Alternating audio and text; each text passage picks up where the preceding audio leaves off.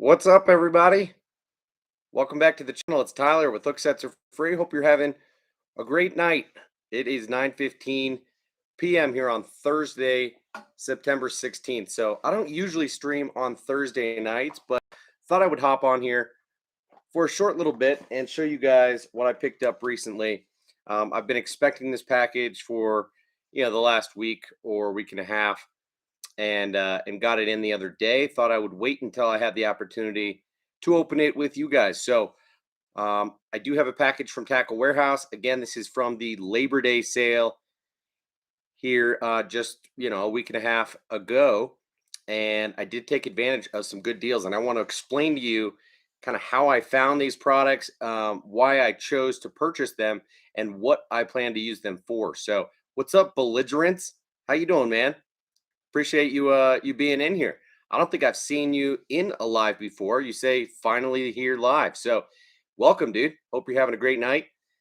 The NFL game is wrapping up right now, but I really don't have any stake in the game myself. So I figured I would hop on here around my regular time and see if there's anybody that wants to join in and check out what I picked up from Tackle Warehouse. So I'm gonna just wait about a minute or two before I rip into this thing and show you guys what I got. So, um, in terms of how this week has gone so far, my wife is working tonight, which is rare. She was on call tonight. She's a nurse at one of the hospitals here in Denver in the neonatal intensive care unit, and did get called in. So she's working the next 3 nights. There is a chance that I will stream again either tomorrow or on Saturday. So we will see about that. But since I had the opportunity and my kids are sleeping, I figured I might as well jump in. What's up, Brian? How you doing tonight, man? In terms of fishing this week, I've been out a couple of times and really only managed to catch a couple of fish each time. And I will tell you what, I have never had more confidence in the jackhammer chatterbait. And it's crazy for me to say that because I mentioned time and time again that it is my go-to lure, straight up. Doesn't matter where I'm fishing around here in the Denver metro area for the last, I don't know, 3 years or so. It has been a killer lure for me year round from spring to fall. And this year has been no exception. So as of late, since the water around where I'm fishing tends to be a little bit more colored up, I've been throwing that black and blue and only mixing the trailer up just a little bit. I've been switching between the Z-Man Turbo Craws and the Z-Man Goat trailer. And the Goat has been great for me this week.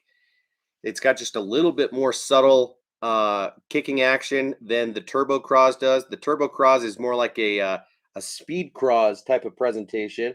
If you guys aren't already familiar, see if I can't just pull one of each out for you real quick. You guys are probably already familiar with these baits, but what the heck? Figure we might as well just do a quick little demonstration. So Ryan says, I got to do my one bass fishing trip of the year last weekend. Awesome, man. How was it? It was the third time I've fished for bass in my whole life. No way, dude. That's crazy. Is it because you live up in Canada and you fish for other types of fish, typically speaking, or do you just not fish that much? So here's the Turbo Cross. As you can see, it's got those kickers just like you'd see on a Zoom Ultra Vibe Speed Craw with these cutout kicker legs. So this thing, because it's got these thin kickers, it is going to have quite a bit more aggressive action, much more of a swimming action, if that makes sense. Whereas the Goat is essentially the Elastec version of the Rage Tail Menace Grub. So it just has these two kickers on the back, and it's got a little bit more meaty of a body. But these kickers will just trail behind and have a very subtle kicking action behind the bait. Of course, you can rig this thing sideways to imitate more of a bait fish than a craw, and I will do that depending on the color that I'm using. So if I'm throwing white or if I'm throwing green pumpkin and I'm really trying to imitate, you know, a shad or a bluegill, then I'm a little bit more likely to rig the goat sideways or the menace grub sideways. But if I'm imitating a craw, whether it's in a red color, an orange color, or a black and blue, I am typically going to rig it horizontally. So that's what I've been using as of late and been catching some good ones. I could show you a picture of a fish that I caught today that was a solid 3-pounder and was not mad about it.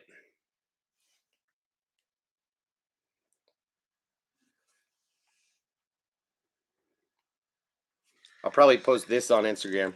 Another nice fatty on the jackhammer chatterbait. This guy probably about 3 pounds. Not too shabby. See you later, buddy. So yeah, I caught that one today. Tuesday I caught one just a little bit smaller, but still a good fish, about 2 pounds. Also on the jackhammer. So that's really been my go-to lure as of late, and can't help it. Sorry, I'm not sorry. You know what I mean? Wow, we got some guys jumping in here. What's up, gentlemen? Ladies, perhaps? Ron, Matt, how you guys doing? No, I wasn't going to be on tonight, Matt, but my wife was on call tonight, did get called into work, and so I've got my tackle warehouse package to show you, which I did already spoil last weekend in telling you everything that I purchased, but I do want to show you guys the baits, explain why I purchased them when I did, and what I plan to use them for. So anyway, Ryan says, yeah, not a lot of bass unless you're in Ontario. Here in Saskatchewan, though, it's all walleye, pike, and up north, lake trout. Yep, that makes sense to me, man. I hear you. What's up, Justin? How you doing, man? Matt says, I had an amazing day of fishing yesterday. Caught 3 3-pounders and 1 4-pounder and 2 little 2-pounders on the Depths Evokes. Cool. Little crankbait from Depths, huh? Right on. Good to hear that you had a really productive day. That's always super fun. I hear you, man. Peyton, what's up, dude? Been a little while since you've caught a live stream. Yeah, feels like that to me as well. So welcome in. Hope you're having a good night. This is probably not going to be a very long live stream. I'm just going to run through this unboxing. And if you guys want to chat about anything else in particular, we can do so. But we'll call it maybe an hour or so would be my guess at how long this live will go. Okay. Ryan says, I caught 17 bass the first day, 3.5-pound average. And the fish, 4 hours Sunday night, caught 6. Dang, dude. That is sick. Caught a bunch on the Chatterbait Elite in the Fire Craw with a red bone razor shad. Sweet. You know, Z-Man's coming out with Fire Craw colors for all of their plastics. And in the razor shad, in the goat, in the turbo craws, and in the hella craws. And that'll match up that much better than the red bone, which theoretically is a saltwater color. So keep your eyes out for that, man. But awesome to hear that you smashed them, dude. Especially when you're only limited to doing it once a year. Always good to hear that you had a very productive and fun time out, man. Peyton says it's good. Maybe it's good that I missed that stream because I get to be surprised by all the baits. Yeah. Well, I hear you, dude. Matt says, yeah, it was my best day in a minute, man. All right, guys, let's rip into this.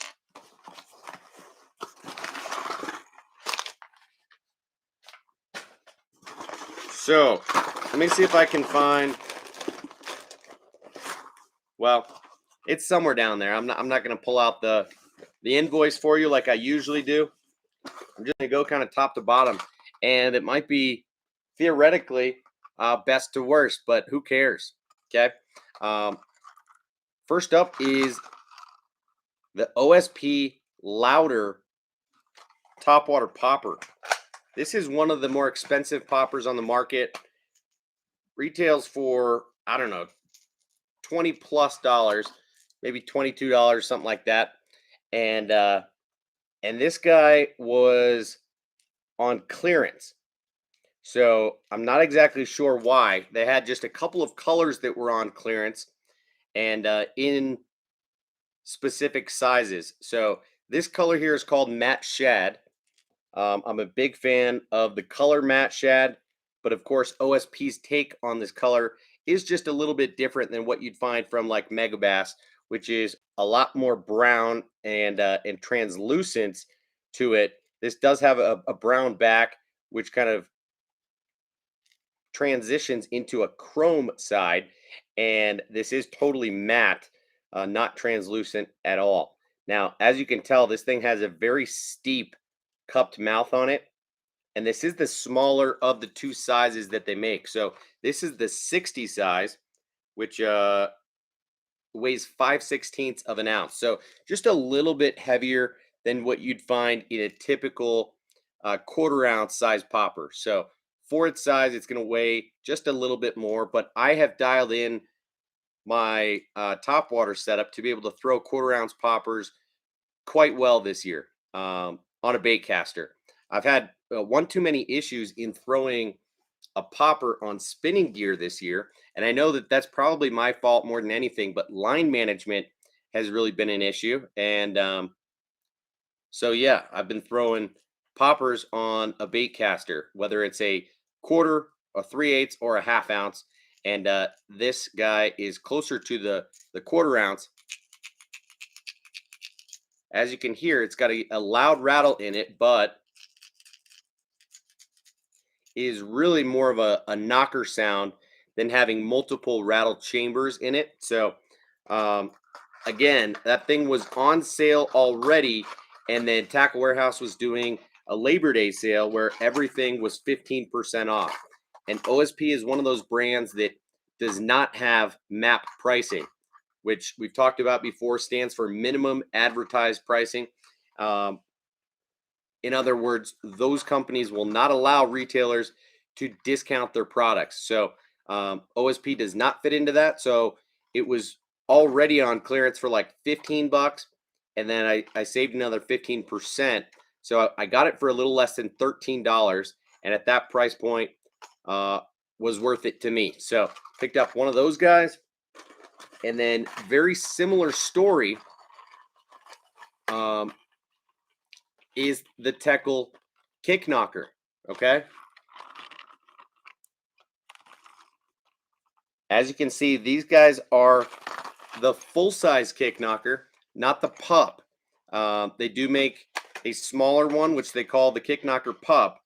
But on this particular day during the sale, it just happened to line up.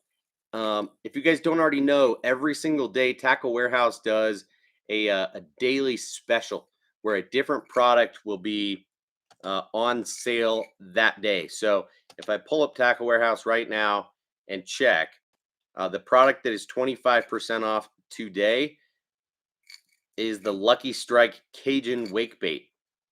I don't throw anything like that. You know, it's kind of like a half moon shaped style wake bait. And yeah, I know nothing about it and have no interest in it. But from now or every now and again, they will put products up on their daily special, which I am a big fan of. And on this day in particular, it was the Tekkel Kick Knocker. And so again, this is a $20 walking bait that, if you don't already know the story, essentially this is the exact same bait as the Reaction Innovations Vixen, which approximately 10 years ago was regarded as the best walking bait in the business. there were issues with the company discontinuing the bait, with the mold being, I don't know if it was destroyed or what exactly the story was, but uh, eventually another company came out with a very, very similar bait that a lot of people thought was equally as good. However, the guy who owns Tekkel is involved with Reaction Innovations, um, has the same mold as the original Vixen, and that is this right here. So you get that very loud, obnoxious rattle in the kick knocker. And I've already got the kick knocker in a couple of the exclusive colors that the hookup tackle sells, that they have made just for their shop. And I've showed you guys those before. I'm not going to whip those out right now just because I don't know exactly where my walking baits are and I don't want to waste too much time. But I have those two colors. One is essentially like a matte shad. Um, and I, at the moment, can't remember what the other one is. So, um, a lot of people like to throw bone walking baits, and I do as well. But black walking baits, in my opinion, are kind of underrated.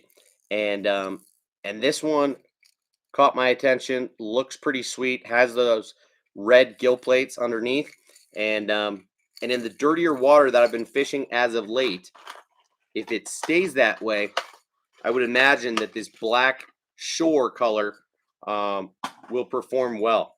The other color that I got is called Blue Shore, and it's kind of the opposite end of the spectrum. This is more of your skeleton chartreuse color.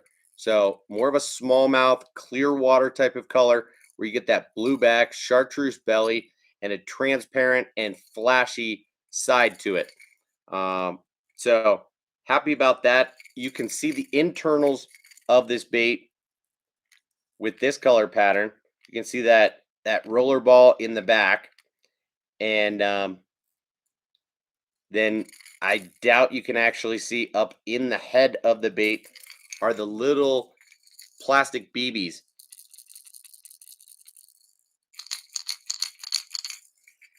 So this is a great walking bait for covering water, kind of the opposite end of the spectrum as, say, the evergreen shower blows. And it's roughly the same size as the shower blows in the 125 size. Okay. So the shower blows is tail weighted. It's going to sit ass down. And as you walk the thing, it is going to walk side to side. It takes a lot more effort to make this thing cover water and move front to back. So where you might fish the shower blows around isolated pieces of cover, you're going to throw the kick knocker in open water to find fish. So you can fish this thing a lot faster on a typical walk the dog style retrieve. So pretty excited about those three baits. And again, this guy was 25% off, so it was down from 20 to 15. And then also I got the 15% off on it. So the kick knockers and the OSP louder were all sub $13. And for super high-end baits, I kind of couldn't help myself. So I picked those three up, for less than 40 bucks. So essentially I got one of them for free, however you want to look at it. Yeah, please do, Ryan. I'd love to see some of those pictures.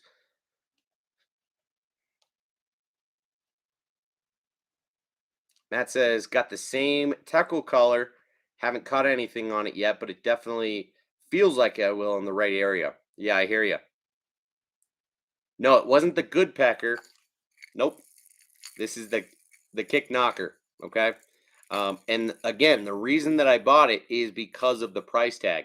I already have a couple of these, so I really didn't need them, but it was tough to resist the price. So these are different color patterns than what I already had in my box. So I'll throw this around smallies and in clear water, and I'll throw this around largies in dirtier water. And so now between the 4 color patterns, I've really got my bases covered to be able to throw the kick knocker and catch fish, assuming the window of time is right. So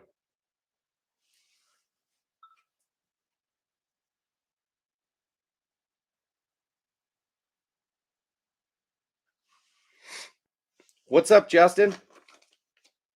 You know, as I explained to people, my wife was on call tonight, got called into work. So here I am, dude, on a Thursday night. I know it's not typical for me. Usually you'd be expecting me tomorrow or Saturday. However, I couldn't help myself. I had this package from Tackle Warehouse, dying to be unboxed, and so I hopped on tonight and thought I would get it over with and hang out with you guys for a little bit, dude. So that's why I'm here. Now let's talk about um, kind of the opposite of top water, and that is soft plastics that are finesse. So we talked about this bait very recently, and this is the Molex Stick Flex. If you guys don't already know about this bait, which was released just last year, um, you will now. Okay, this is a sweet little Ned Rig bait. It is a 2.75 inch, so classic sized Ned Rig bait, and it is made from a stretchy, durable material that Molex makes. It's kind of like Elastec, kind of like Savage Gear's Duratec. Um, I don't know that they have a name for this material in particular, but that's not important.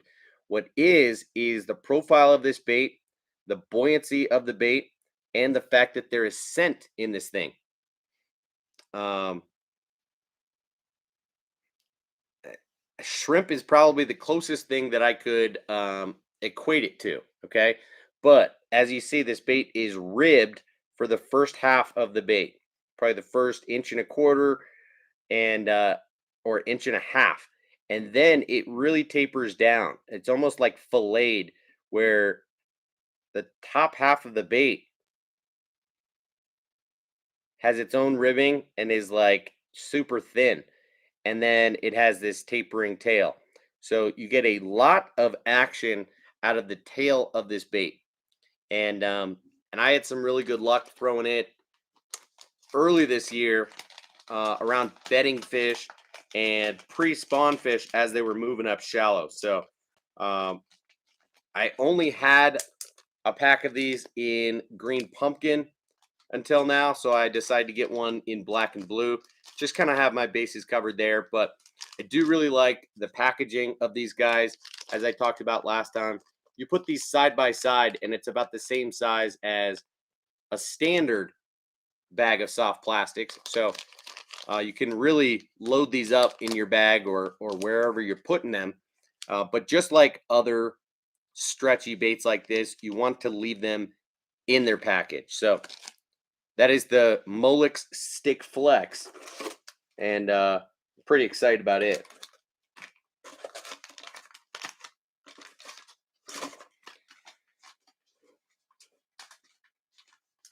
That's a good question, Justin. I am not sure whether I'm going to stream tomorrow and Saturday or not, but there is a chance that I will. Okay. So if you have any ideas for what you want the topic to be, I'd be more than happy to give consideration to that. So next up is one of the new soft plastics by Spro. This year at ICAST, they released a line of soft plastic baits, this being one of them. This is their Ned Rig bait, and it is from a material that they call Dura Tough. Okay, everybody's kind of creating their own name for this type of material, but first thing that I notice about this is that it only comes 5 to a package. So for the price, it's a bit expensive. I don't know if the value is excellent. Okay, but it does have a little bit of a unique design. This is a relatively thin bait. Let me see if it does have a little bit of scent. I would say that the material of the soft plastic absorbs a lot of that scent, but it does have some in it. So that's cool. But it's thinner in diameter than, say, the Finesse TRD or that Stick Flex that I just showed you. So this is a skinny bait. And this is essentially the copper truce color. They call it watermelon chartreuse. Um, it is more of a watermelon red top and a chartreuse belly. Um, and what you can't quite see is that this is not a round body. Okay, this is like a hexagonal body. So it looks like it's got probably 6 flatter sides to it. Can you guys see that? And then the last 3/4 of an inch, it tapers down real thin and then has this bulbous tail. So from a profile standpoint, uh, it reminds me most of like the X Zone Ned Zone. Sorry, I just thought I was hearing one of my kids cry. And it's possible that she was, but I'm not totally sure. So anyway, this is the Sakura worm by Spro. Seems pretty cool, but I'm not sure that I will stock up on these because I want to say they retail for like $6.99 a pack, and with only 5 in the package, that becomes pretty tough to justify. You know, the Finesse TRD by Z-Man come with 8 in a package. Of course, here I've put a bunch in the pack. You know, I've got probably 10 or 12 of them in here, but you get 8 to a pack with the Finesse TRD, and they're like $5, maybe even a little bit less. So, not as great of a value on the Sakura worm, but definitely interesting nonetheless. It is 3.5 inches as well, so that is noteworthy. You know, if you cut that entire tail section off, then it would probably be right around the same length as the Finesse TRD at 2.75 inches. So that is noteworthy. I'll say that. Okay, next up. This is a super finessey soft plastic by Spro, and this is called the Pintail Minnow. Okay, I got 2 packs of these guys.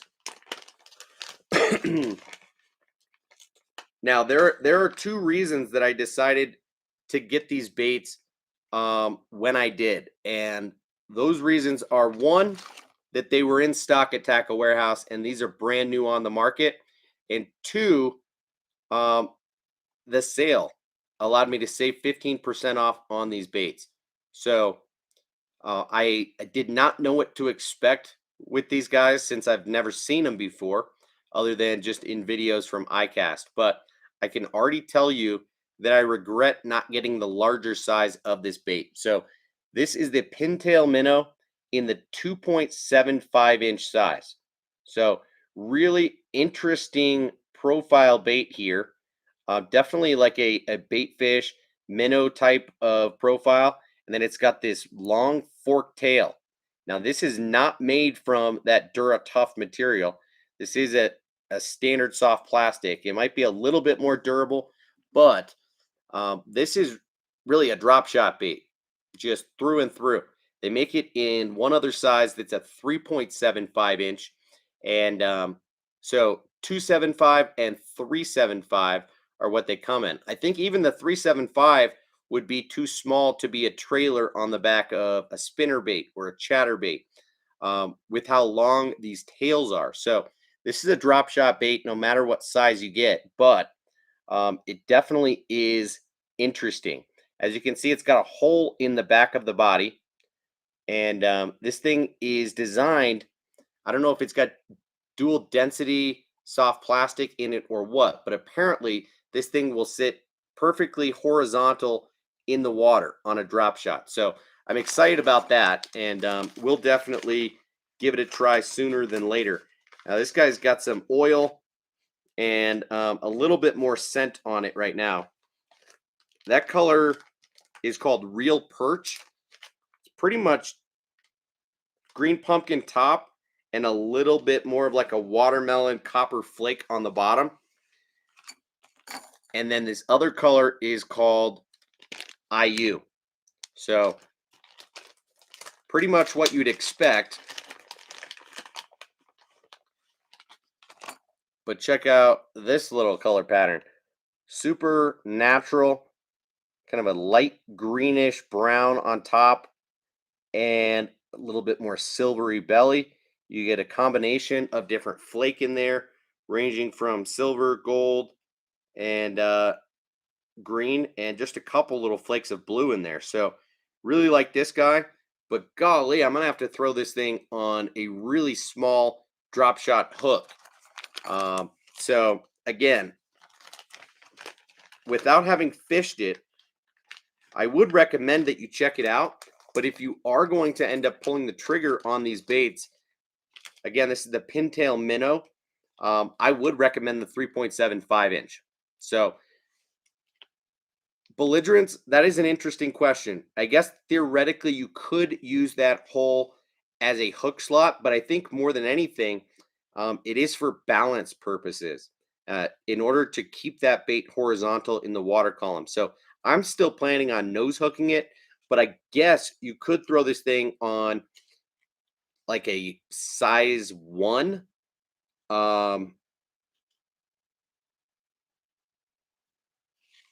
EWG hook on it and bring that up through the hole, but it does not have a place to tuck in the back. So I don't know that it's a hook slot.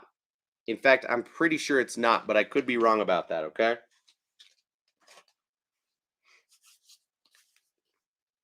All right, Ryan. Well, thanks for sending that picture, man. Uh, Ron says, is the Molex a plastic destroyer? Yes, it is, dude. That's why I said, got to keep these bad boys in their original packaging. Same goes with the Savage Gear Duratech. Same goes with these, these Spro Dura Tough.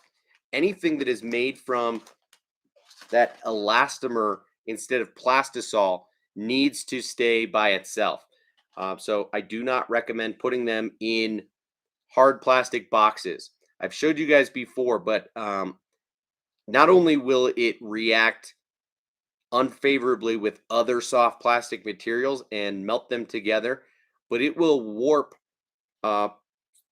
soft plastic box or hard plastic boxes. If you're using Plano, if you're using Flambeau, it doesn't matter what you're using, but it will warp that plastic and cause it to expand.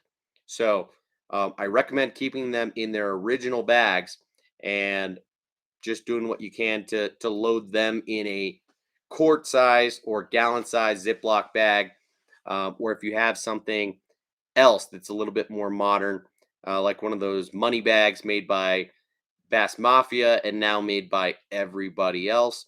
Of course, you could use those. So,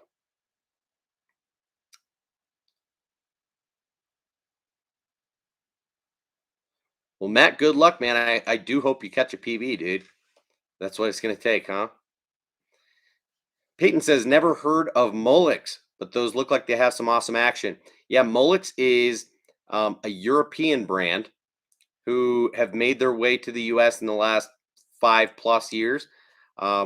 They are mostly known for hard baits, but do have some soft plastics as well. So, Spro is known for hard baits, but as of this year has decided to release a line of soft plastic baits. So, yeah, man. And Peyton, that's exactly what I'm going to do. Drop shot or bust. Dude, that's really all I'm doing. Or are you saying the Ned Rig? With how buoyant it is, that thing's going to stand up on a drop shot. So you're really going to have to keep your line tight and keep the bait moving in order to have it not stand straight up. So again, some people don't really find an issue with baits that will stand up on a drop shot, but personally, I don't like that kind of action. I prefer something that's neutrally buoyant, that's not going to immediately sink or immediately stand up. And that is what that Pintail Minnow from Spro is supposed to do. So happy about that. It's same deal as the Kitech Easy Shaker. I've talked about that one a handful of times. There's a bunch of other baits like that. The Robo Worm baits do a pretty dang good job of not sinking too fast, despite their high salt content as well. So, Belligerent says some people EWG drop shot. Yeah, and I will from time to time too. If I'm fishing around grassy or weedy areas, then I will. But almost exclusively, I'm going to throw a drop shot on a nose hook or a wacky rig, depending on the bait. Peyton says both really, but yeah, I didn't think about the material for the Ned rig. Yeah, that buoyancy matters a lot, dude. Appreciate that, Ryan. Yeah, guys, there's 7 people in here. 8 thumbs up. If you somehow haven't already hit the thumbs up, do me that solid real quick, and I'll show you this last bait that I picked up from Spro, another soft plastic. This is called the Pintail Stick, okay? And this one is interesting. It's got that same pintail on it, as you can see. This is just a single tail instead of that double forked tail, but this is essentially a Senko style body. This is a much clearer or cloudy type of color than I thought it would be, and it's possible that it will look different in the light because it does have some color change to it. It's got more of a grayish purple back, and then like a um, clear with a hint of chartreuse on the belly. And this color is called Cellmate. You guys may or may not be familiar with this color. Spro does make it in a lot of their hard baits. So this is a 3.5-inch stick bait that is roughly 2 inches of like a same thing as a Yamamoto Fat Senko. And then the last 1.5 inches is this super thin pintail on the stick. So they also make this in a 5 or 5.5-inch size. And to me, it looked absolutely gigantic. So I decided to opt for the smaller 3.5-inch size. And I'm not totally sure what I'm going to do with it. It seems pretty versatile, whether you fish this on a drop shot, on a wacky rig, or nose hooked, or Texas rigged. You could throw this on a small Texas rig. You could throw this on a ball head jig. And you could probably throw this as a trailer on a small skirtless spinner bait or something like that. But this definitely looks like a pretty cool and unique bait. Might make me want to try the larger size, which again is like 5 or 5.5 inches, but looks really meaty. These are fat for their size. So now these come, it says 5 to a pack, but there's definitely more than that. I'm counting 1, 2, 3, 7 in a pack. Okay. So the label is incorrect there. And just for your information, the Pintail Minnows come with 8 in a pack. So a little bit better value with these guys than you get out of that Sakura worm that I was talking about. But that last one was, the color was called Cellmate, and this one is called Phantom Green.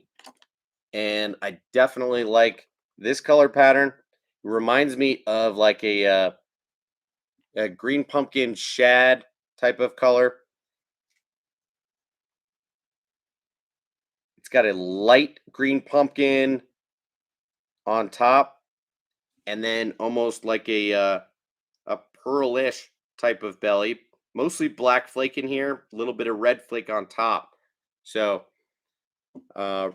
Phantom Green is what this one is called.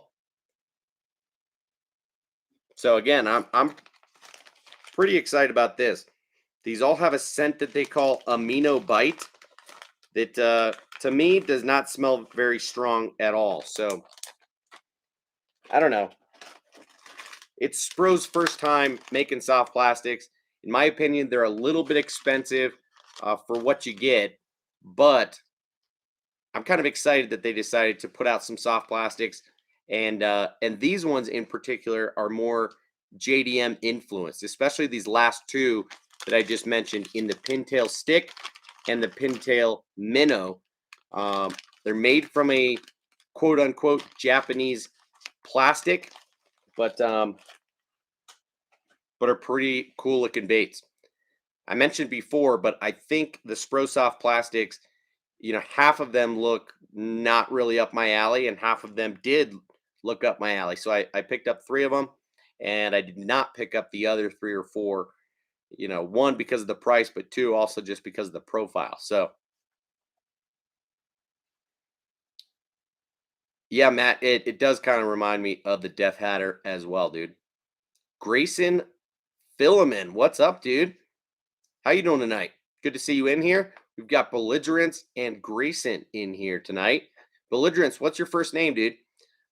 If somehow you're able to make the live stream more frequently, we'd all love to know your first name, and we prefer to be on a first name basis, at least for the time being, while this stream tends to be a little bit smaller. We'll have anywhere from 5 to 10 live viewers at a time, and we all tend to like to talk to one another, get to know each other, and just brainstorm and talk fishing as much as we can. So, of course, I do a lot of unboxings and explaining the techniques and the lures that I like to use.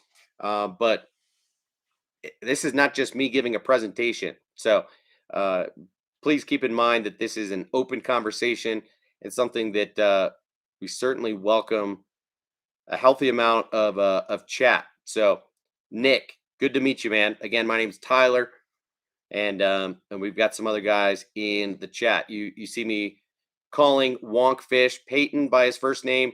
You see me calling Bassless Chap, Ron, No Diggity, Justin. I prefer to know people's names, and so thanks for introducing yourself, man. And Nick says he watches because I do Chatterbait and Ned Rig videos. Okay. Well, right on, dude. If you have questions about Chatterbaits or Ned Rigs, throw them my way.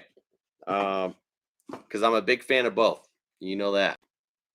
Okay, last in the box for this order are more of the skirts that I had purchased a couple orders back. And I told you guys I was going to get more. I've been playing around, tying my own jigs, and having fun with it. I threw a couple into the giveaway.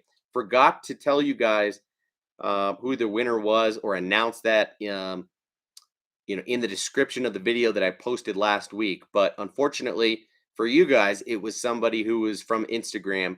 I did announce that over on Instagram already. As is typical, I'll usually have 100 to 150 entries on Instagram, and then maybe only 20 or 30 here on YouTube. And I do usually count your guys' entries as double. So I will put you guys in there twice each. And, it's just the way the cookie crumbles. So unfortunately, it was a guy from Instagram. Seems like a good dude.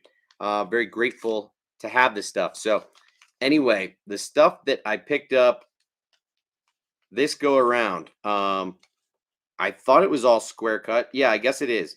It's just made from two different companies for some reason.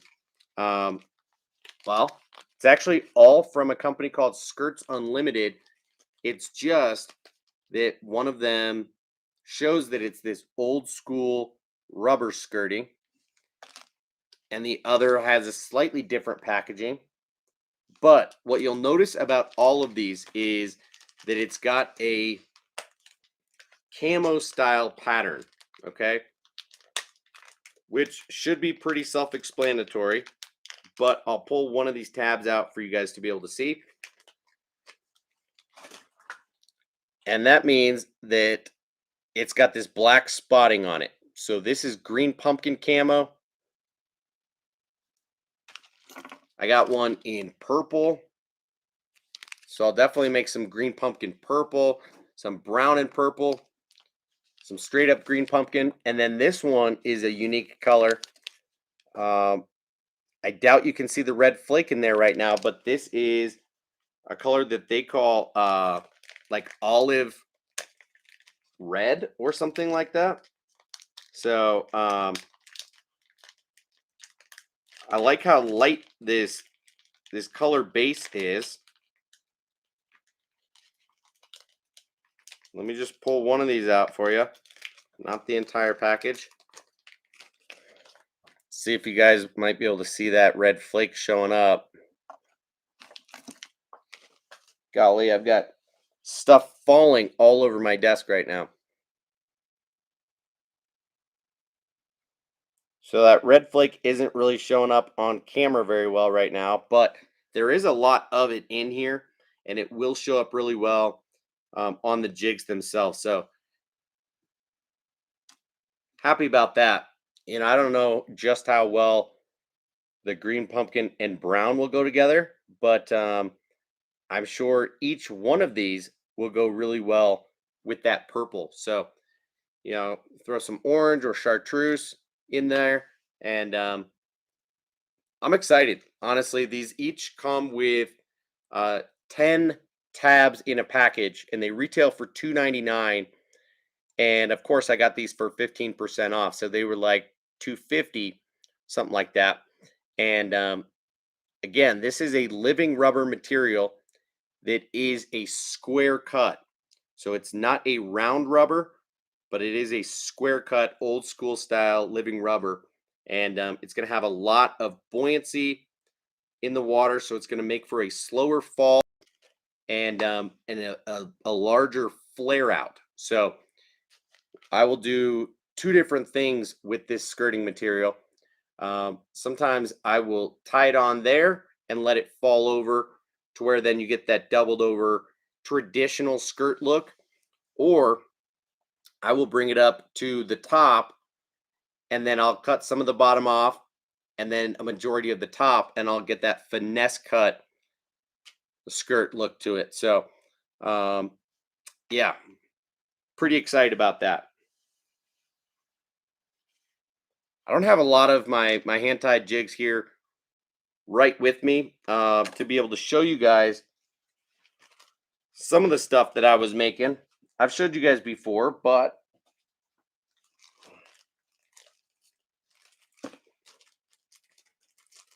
you know, I'm excited to play around and do a little bit more of like these hybrid style jigs where I'll throw a little bit of marabou, a little bit of rubber, a little bit of silicone in there. I decided to give one of those away in the giveaway recently. You know, I'll also do like a chartreuse in white in that square cut rubber.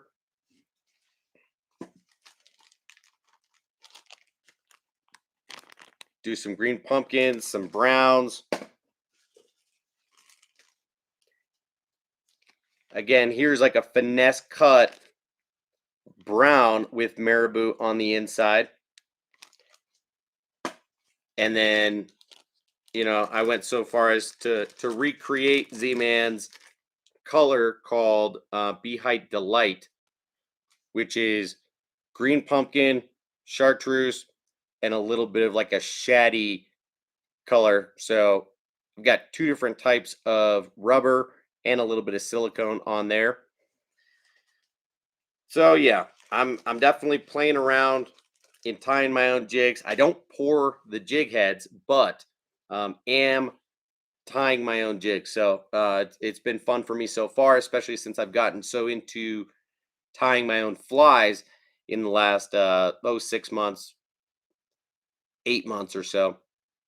Shoot, I guess it's almost a year. But Grayson says, "What's your favorite chatterbait color?"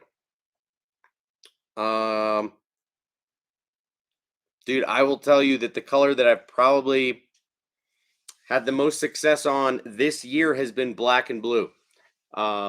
Before this year, Bee Height Delight is probably my favorite color. That same color that I just showed you. So like a green pumpkin chartreuse, and then in the past, 2-3 years ago, that Heights Hot Craw, which is like a green pumpkin red, has been absolutely killer for me in the spring leading up to the summer. So those are probably my main go-tos, but I throw a green pumpkin shad. I throw bluegill. I throw fire craw.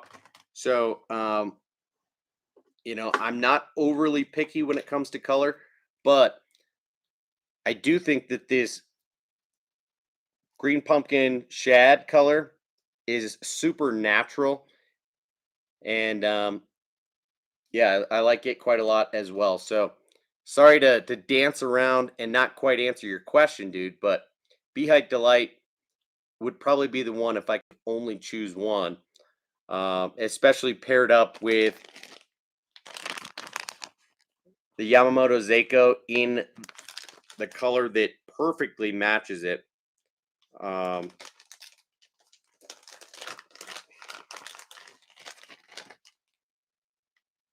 Green pumpkin on top, chartreuse on bottom. Absolutely love it. So that would probably be the one. Frankie's in the house. What's up, dude?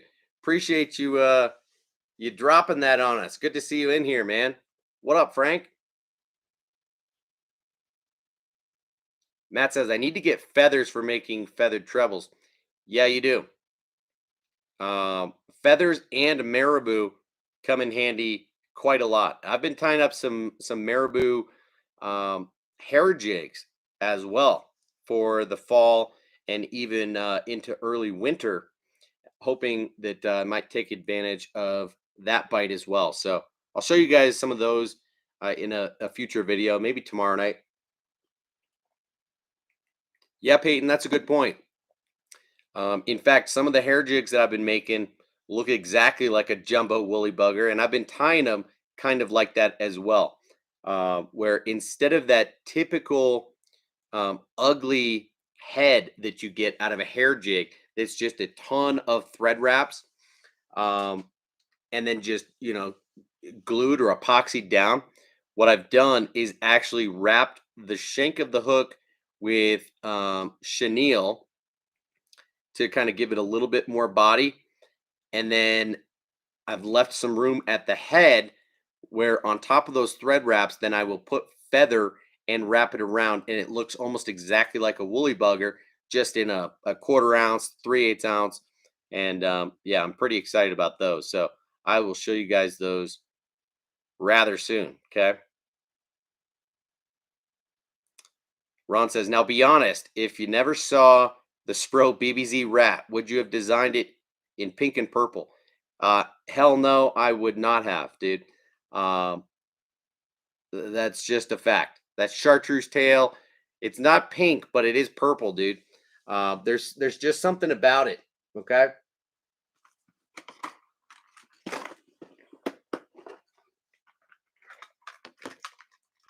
Here's the 50 size, which is very effective, but one that I don't throw very much just because the 40 gets so much use for me.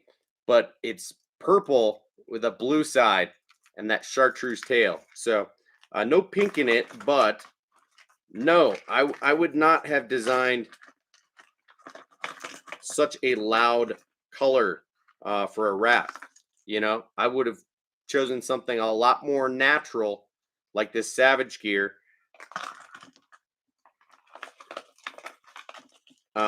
And Spro does make a lot of natural color patterns, like a brown, like a gray. This is the smallest 25 size, I believe. And it's more of like a little mouse than anything. But no, I prefer natural color patterns, especially if I'm making something. Now, that said, a couple of the hair jigs that I've been tying up, I've been going pink and I've been going purple. So, Ron, you just wait, dude. I will show you. It's against the law to brandish it. Yeah, I don't think so, dude. I got to put these back in the box when I'm done here. Matt says the BBZ rat is a great bait. Honestly, it doesn't matter what color, to be honest. I agree with that. It's more the action. It's that knocking sound that it makes from the joints hitting together and the single rattle inside the bait and the profile and the way that that tail swims behind it. It is a remarkable bait. And when you compare it to other rats on the market, it is actually a really good value. So, um, if you're not throwing it, you got to, especially if you fish at nighttime. You know, it over the last handful of years has been arguably my most productive night fishing bait until I started throwing the jackhammer chatterbait. I mean, shoot, um, that black and blue jackhammer night fishing has just been so killer for me that I can't put it down. So I've got two of the black and blues rigged up right now.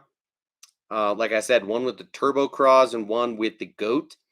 And I've probably caught 50 to 100 fish on each of them without losing the bait. They are both just totally destroyed. The paint is wearing off tremendously. I've had to sharpen the hook on one of them, but and of course the skirt is starting to really thin out. But that's part of what happens, you know. And Matt says pink lures work though. I got a pink Clash 9. Haha. Haven't got a bite on it yet, but I know that others have. Yeah. Well, you haven't, but let us know if and when you do. You know, in my opinion, pink is not that far off from, you know, chartreuse. It's just it's loud, right? Um, Fish do like it. It's just you're going to find that it's certain situations and it's for certain species of fish. So whether you're fishing in murky or dirty water, or you're fishing around smallies or trout, you know, I think pink is going to be more of a signature or a go-to color for sure. Ron says if I fished at night, I would look like you a week or so ago. Yeah, I assume you're talking about this little incident here. Still got that blood on the bait, baby. Um, did I tell you guys that I couldn't help myself since then in going out? You know, for the first couple of times, I decided to really only bring single hook baits. Like I brought a buzz bait and a chatter bait and a swim jig. So all single hook baits so that when I hooked up with a fish, there was really no risk of me getting hooked. But then after an outing or two, I decided that I needed to take out a popper and a wake bait. Um, and so I removed the rear treble hook, knowing that when these fish are more aggressive and they make that move, they're trying to eat the bait entirely or at least kill it and go after the head. So the hookup ratio surprisingly did not really go down at all, only fishing those baits with the front hook on them. So I completely removed the rear hook on that wake bait and that popper, maybe one or two other baits as well. But um, yeah, so far no other incidents, and I am crossing my fingers that I won't have another incident of hooking myself for a while longer. But of course, as you know, when fishing treble hook baits, you know that it is a possibility.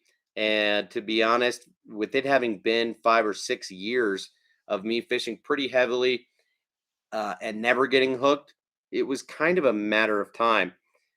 So super unfortunate, especially that I had to go to the ER.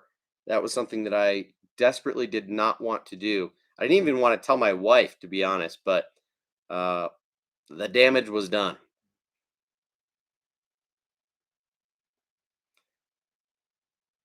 Pink works better in tinted water, like brownish, and the pink is translucent, which I think helps more. Interesting. Tinted water, like brownish. Fair enough. I think just colored water in general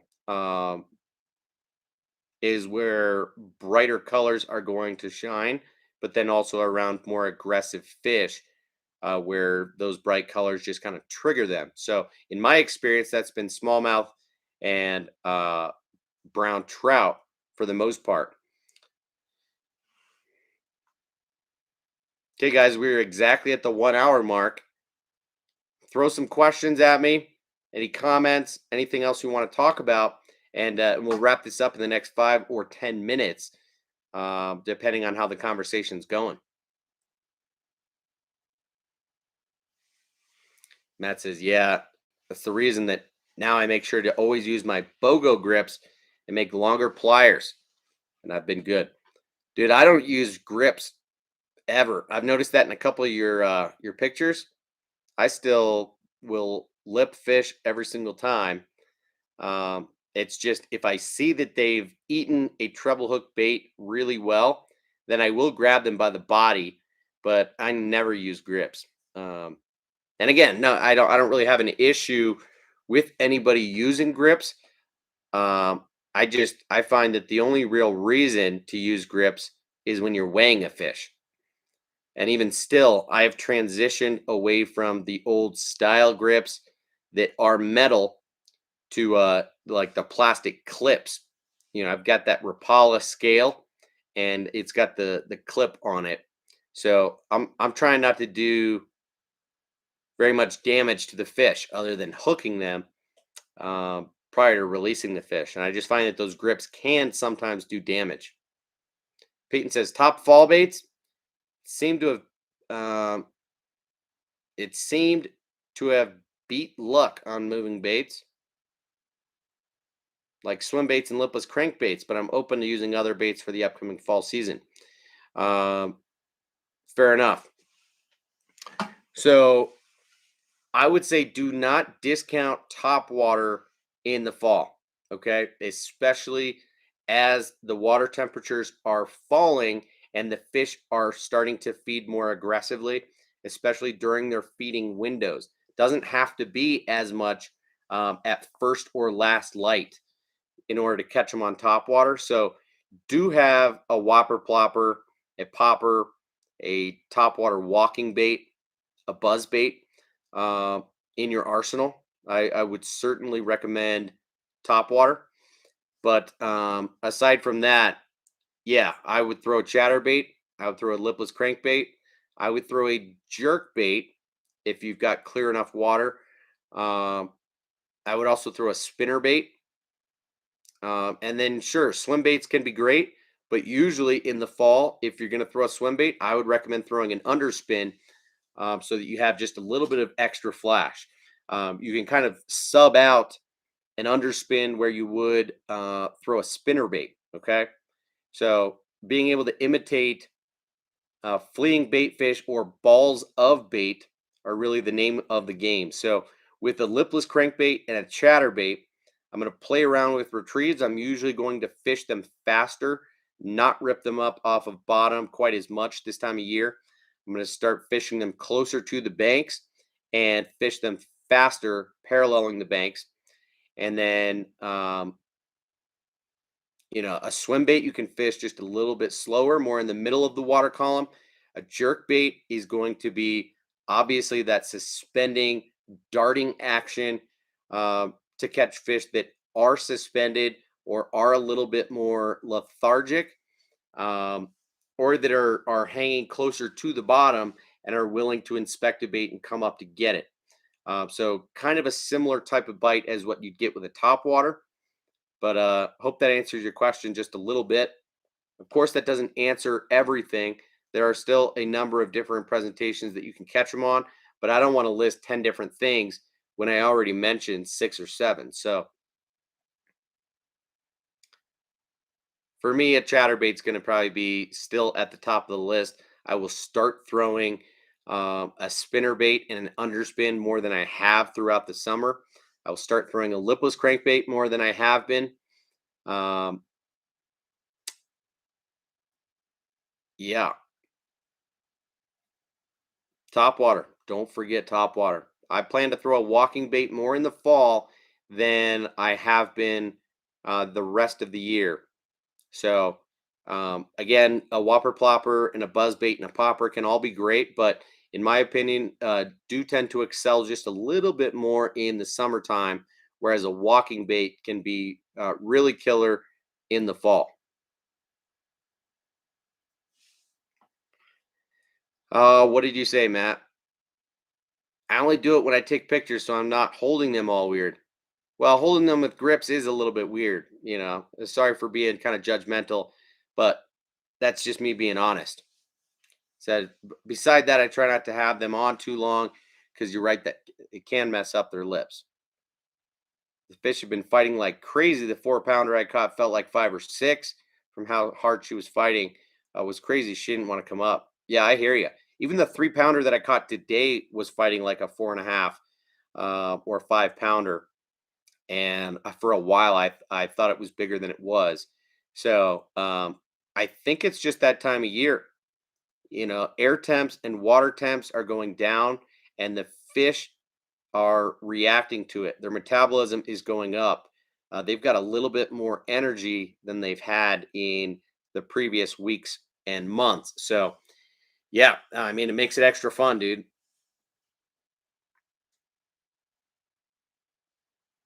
86 baits, Doom Rider, Threadfin Shad in the mail a day. Dude, you get packages as frequently as I do or more. I probably only get 3 packages a month, if that. I would say that you're buying more tackle than I am. Of course, the volume of tackle that I'm getting is more because the average price per bait is significantly less. But dang, dude, you're on a roll these days. He says walking bait all the way. Reason I got that elude stiletto for fall. Sweet. Ron asks a question.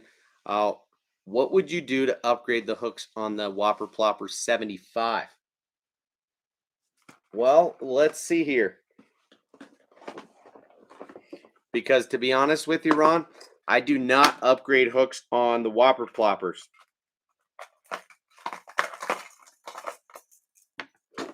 Of course, you can, but in my opinion, you don't need to. I like that the hooks on the Whopper Ploppers already come. For the most part, they're pretty heavy gauge wire. Now, as you get down to the 75 and the 90, they're a little bit more traditional, like you would kind of expect and hope for. Um, but it is more of an EWG style hook than a round bend. And I have not really had any issues with hookup ratio with fish coming off after getting hooked. So, um, you know, if I had to guess, this is like a size 6 hook. It could be a size 4 if I am mistaken, but if anything, what I would do if you are going to change out the hooks is I would switch a front to an EWG, whether you're going to use a Mustad triple grip or you're going to use a Gamakatsu EWG, doesn't quite matter. And then I would switch the rear to a round bend. Okay. And we've talked about this concept before, but on treble hook baits, on moving baits, um, where fish will often chase and swipe at the bait, where they won't entirely eat it. You can get a little bit better hookup ratio by throwing a round bend on the back, just in case they're grabbing it by the back. You will hook up with them better on a round bend than you will on an EWG. However, if they're eating the bait really well and they go to get it, an EWG hook will keep fish pinned better than a round bend will. So, if you're going to change your hooks, I would keep an EWG on the front and a round bend on the back, and that way you kind of have the best of both worlds. Now, we did talk offline the other day about throwing red hooks, and this would be a situation where you could do that. But again, to find a red EWG is not super common. So whatever, you can find them. Both Gamakatsu and Mustad make them, and they're good hooks. But when it comes to round bend hooks, I either like a Gamakatsu bronze hook, or I like an Owner ST36 hook. So again, with the size of this bait, you really don't want to go much bigger than what comes stock on it, because what can happen is that hook will come and catch on the tail. Now, it's very rare that it's going to foul up the tail and that you're going to get caught on the tail, but theoretically that could happen. So, anyway, you guys can see this bait has caught a lot of fish for me. The 110 and the 75 have been my favorite Whopper Ploppers for years now. Now, the Berkeley Chapo is coming out with a 75, which I'm pretty excited about.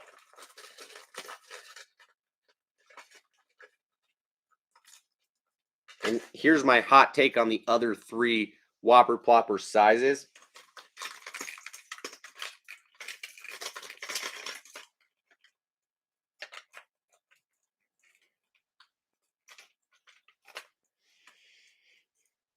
Let me see if I can whip them out for you.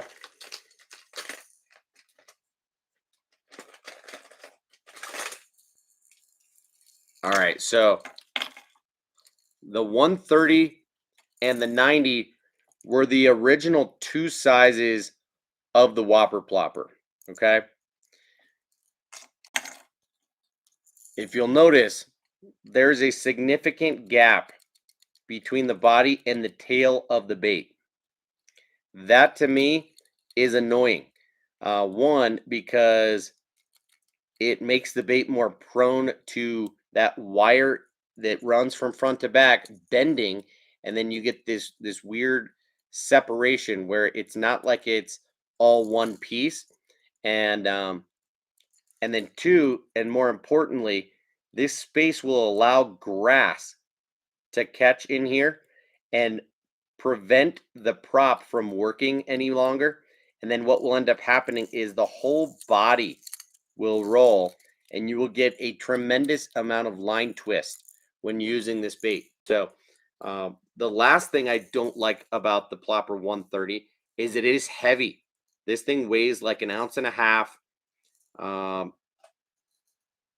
Could be a little bit more, but regardless, this guy is heavy, and if you don't have the right gear for it, you will lose these things. If you're throwing braid to a leader, you need to be throwing 65-pound braid, and even if you're using 65-pound, you will still sometimes backlash and the braid can snap. But I have lost probably 2 or 3 of these Whopper Plopper 130s to birds' nests and the bait just sailing off into the distance on a long bomb cast. So that is one thing you have to be very careful of given the weight of this bait. The 110 size is a lot more reasonable.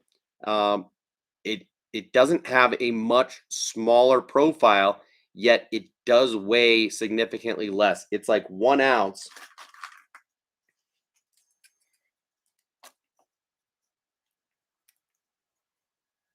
Let's see if she'll focus for you.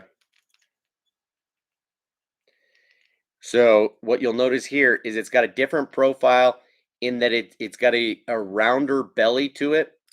It's still pretty significant in size. Still a pretty big bait, but what you see here is that they've changed the tail design so that the tail actually fits inside the body. It really prevents that grass from catching in there nearly as often. Of course, it doesn't remove the problem, but it makes it a lot less of an issue. And then again, this thing weighs about an ounce and can be thrown on conventional casting gear. You could throw this on a medium heavy, but really I do prefer to throw it on a heavy power fast action rod. And so the 75 shares that same design as the 110 with that sophisticated tail. But the old 90 shares the same design as the 130. And you get that separation. So aside from that,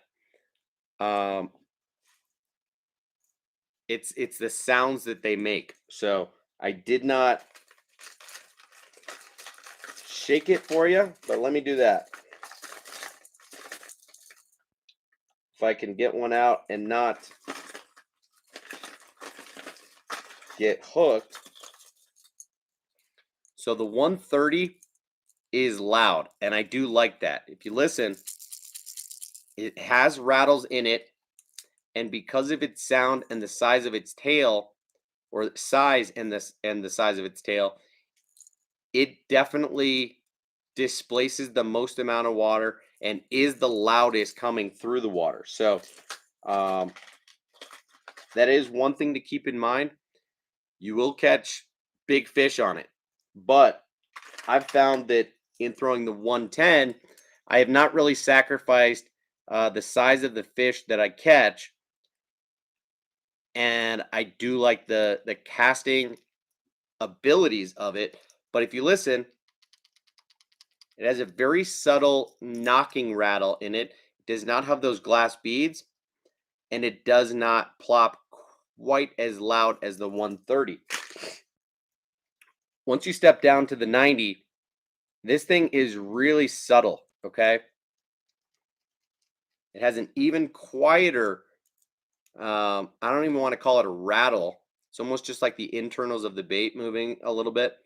But the sound that the plop makes is pretty quiet. Because, again, the profile of this bait is more like the 130. Doesn't have as deep of a belly. So it doesn't create as much resistance in the water. But once you go down to the 75, you really go back to that profile of the 110. And you get this really fat body, that deep belly. You get that better tail design where it fits in there. And it plops a lot louder than the 90 size does. This thing weighs like the same amount as the 90. They're both right at like a half ounce. But the newest member of the family is the Whopper Plopper C. And boy, is it cute. I mean, really cute, but oh so tiny. You can see in my hand, this thing is minuscule. If I put it up next to the 75, you'll see that it is so much smaller. And this thing, while it's a cool idea, and I think will work on some fish, if you're fishing in creeks, if you're fishing around really small fish, if you're trying to catch 8 and 10 and 12-inch fish, I think this could be a really cool bait. But it is a really quiet, really small profile bait, and I just don't see me using it all that frequently. So I will stick to the 75, and that's my really long way of saying I stick with the stock trebles, Ron. Yeah, they're size 4. Okay, that makes sense. Peyton, you're right. The Whopper Plopper hooks are real sharp. I totally agree with that. And Matt says favorite color in the Whopper Plopper is that loon and a rainbow trout. Yeah, the rainbow trout color is hard to find. They do sell some of them locally here in Colorado, and I've only got one in the 90 size. So I'll throw this for smallies where they stock rainbow trout. As you can see, I've changed out the hook. No, actually, I didn't even change the hook. I just I took it off the split ring and then tied some pink feathers and gold flash onto this rear treble hook. So yeah, that rainbow trout pattern is pretty sweet.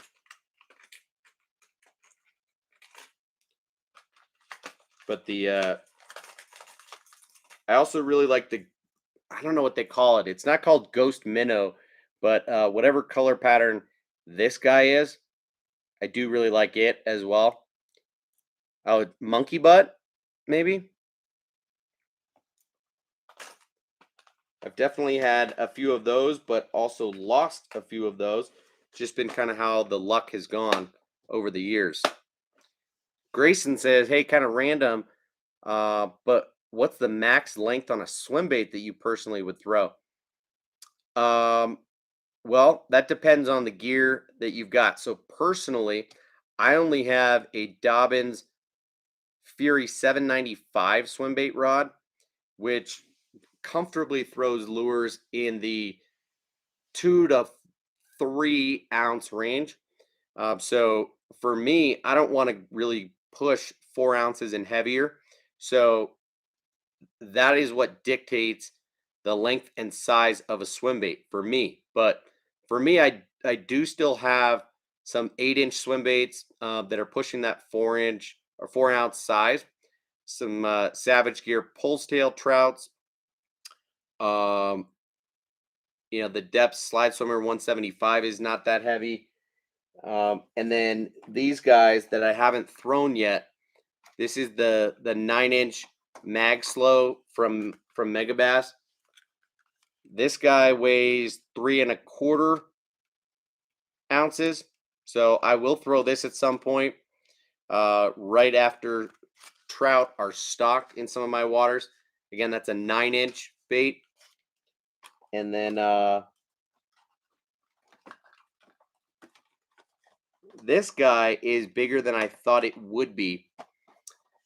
But this is the Optimum Papa Boom Boom bait.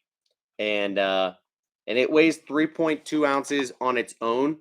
And then it does recommend a 12-aught owner beast hook, which I think they only make in, it's got to be more than a half ounce. I don't know how heavy that hook is. So this bait would be right at 4 ounces at least. So for me, my sweet spot is in that 5 to 7-inch range. A bait that two of the bigger soft plastic swimmers that I like to throw are the Kitech 6.8 and the Megabass Spark Shad in the 7-inch. This bait has since been discontinued or is no longer available in the US. But yeah, both of these guys are right at 7 inches and are 2.5 ounces or something like that. So yeah, that's about my comfort zone. But I do still prefer to throw like a 6-inch Megabass Mag Draft Freestyle. This is on an Owner Beast 6-aught, maybe an 8-aught. But either way, even with the hook in it, this thing's right at like 1.5 to 2 ounces. And I like it quite a lot. So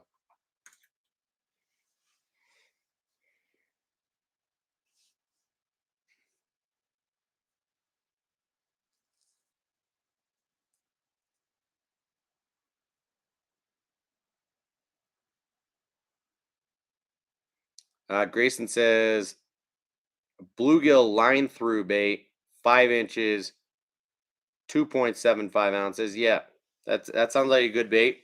5-inch bluegill baits, I think are reasonable, but probably on the bigger end of what I'd prefer to throw. I think a 4-inch bluegill is just a little bit easier for a majority of bass to get their mouths around.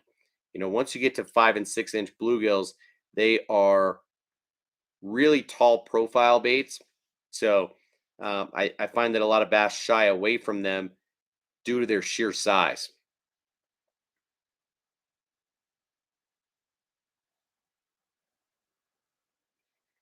Matt says when you get those heavy beast hooks, you can grind down the weight to make them less.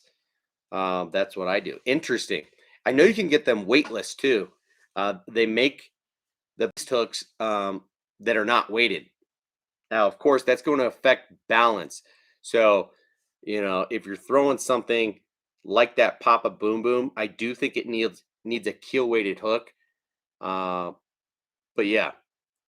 All right, Grayson, appreciate you, man. Thanks for hanging out tonight. I'm gonna get out of here in a second too, anyway. So good chatting with you. We will see you next time. Keep an eye out for roughly this same time. I'm in Colorado, so I'm on Mountain Standard Time. I usually get on between 9 and 9:30 my time. And yeah, we'd love to have you anytime, dude. Justin says, "What blade baits do you throw?" Not very many, dude. Um, because I rarely fish vertically. So I would fish a lipless crankbait in the same situations that I'll fish a blade bait more often. But I also throw spoons in those same situations and find that they're just a little bit better in my experience on a straight retrieve. So let's see if I've got that box anywhere close by right now, because I would certainly show you if I had quick access to it, but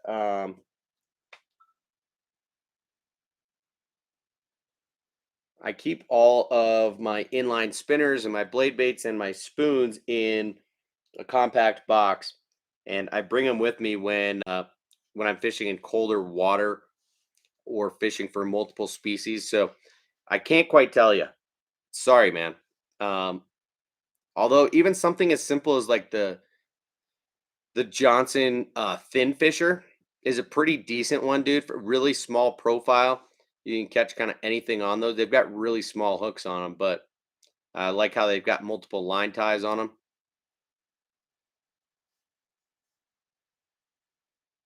I bet you're right, Matt. Crappie colored swim baits crush, but not many people use them. I bet you're right.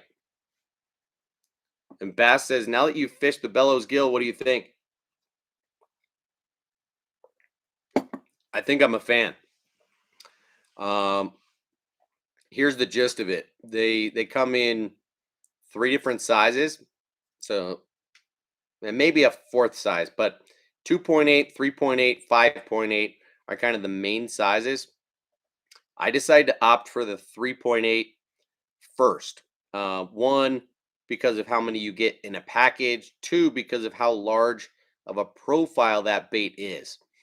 Um, I wanted kind of the middle size, something that wouldn't be overly intimidating, but also something that wouldn't be a tiny bait. So I got it in the 3.8, and I had a lot of success on it kind of right away. Um, I like it a lot. Not only do I like the scent of the ghee crack stuff, smelling like Fritos, and it's a very pleasant smell, but there's something about the action of the bait, especially on like a weightless Texas rig, that is killer. Um,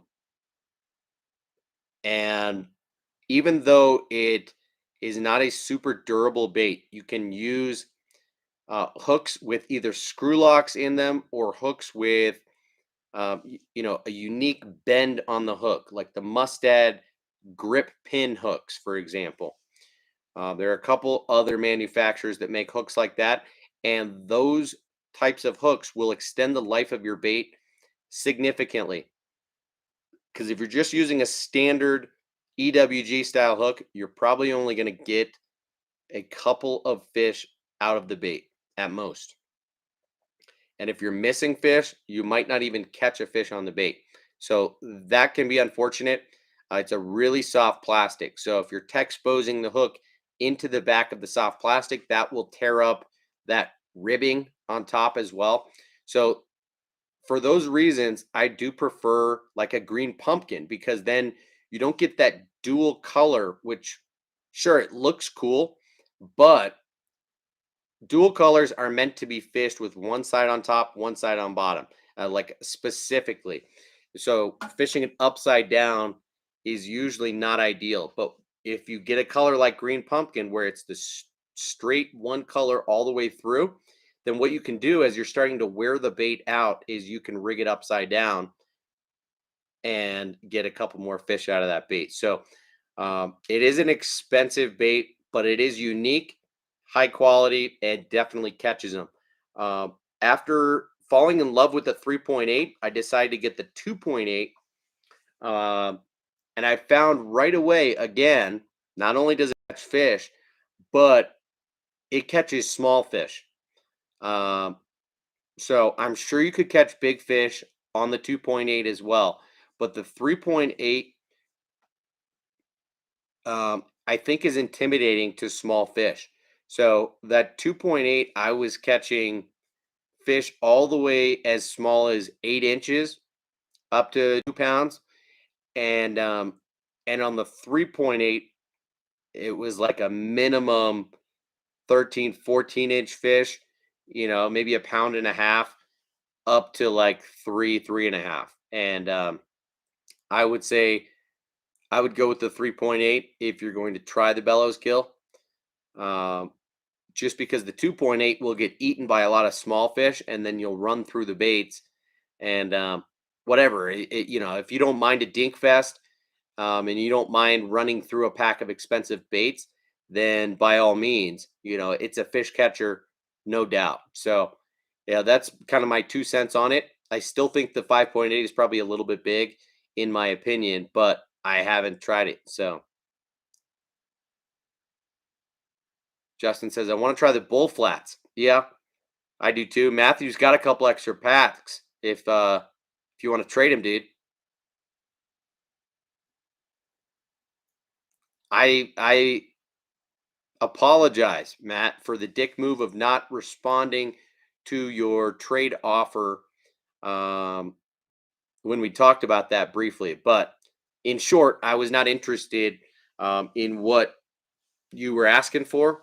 Um, the bull flat just hasn't really been so strongly on my radar to get rid of baits that I went out of my way to acquire when I don't have duplicates. So um, I find that the bull flats are expensive as well, kind of in the same category as the bellows gill. Just a really unique, high quality bait.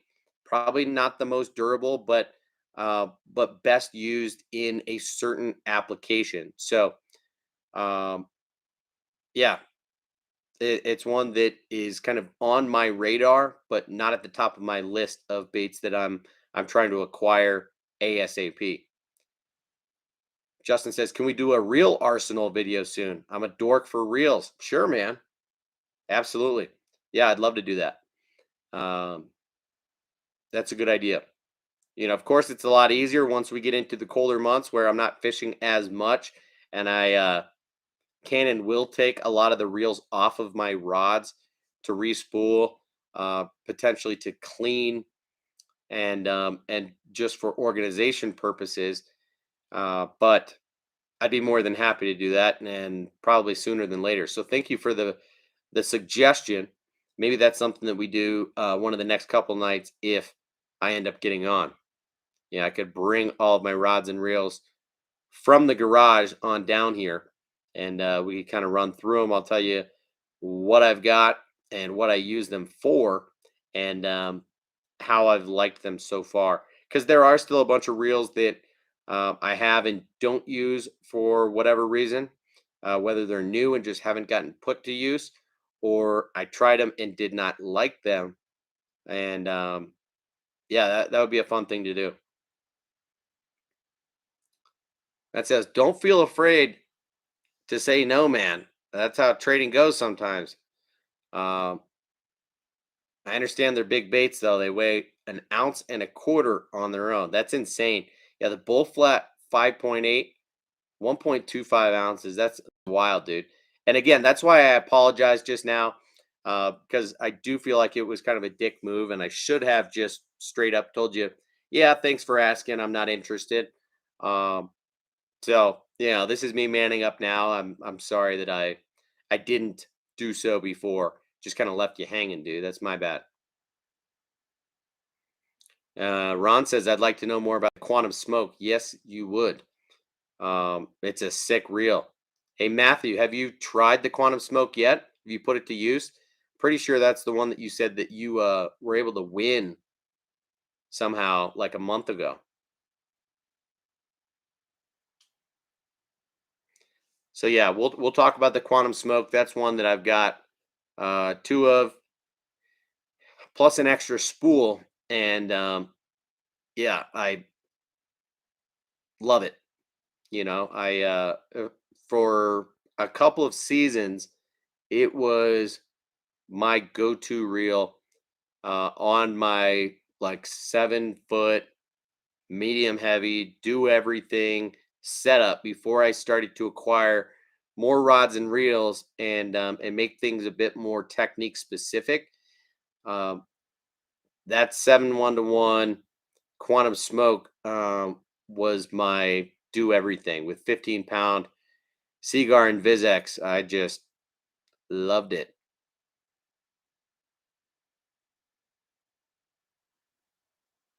All right, dudes, I'm dipping out of here. Matt's gonna put some fluoro on there, some sniper. Good idea, man. Okay, guys, hour and 36 minutes. We're on here longer than I thought I would be, but it's been a really good conversation. I appreciate you guys staying active in the chat, asking questions, communicating with each other. You know, this is why I really like this community, even though it's small. Um, I find that we always tend to have a good time. So, really appreciate you guys hanging out tonight. Have a great rest of your Thursday night.